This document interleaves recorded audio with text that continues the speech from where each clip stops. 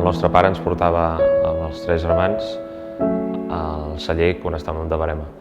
Recordo que trepitjàvem el raïm amb els peus, que passejàvem i corríem pel celler. El record que més il·lusió em fa no és gaire llunyà. Primer dic que jo vaig elaborar amb biodinàmica. El primer copatge que vaig poder fer era de les finques de casa amb el tres lustres.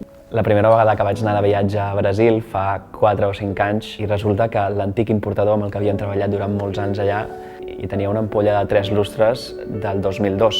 Em va impactar molt quan vaig saber de rebot que en Carballo, aquest personatge Vázquez Montalbán, sempre tenia una caixa de 3 lustres sota el llit per celebrar o per oblidar. I que a més provàvem el most que sortia d'aquell xarel·lo i d'aquell macabeu que ens agradava tant, i sobretot aquella olor tan característica del celler. Em va fer molta il·lusió, em va fer molt feliç que fos amb el tres lustres, el que primer pogués gaudir d'aquest projecte tan maco que al final s'ha fet realitat i que ben aviat podrem poder començar-nos a gaudir, perquè clar, 8 anys són molts anys. I la meva obrir i... uau, no? És un d'aquests moments en el vi que per moltes ampolles que obris, al final sempre et pot sorprendre.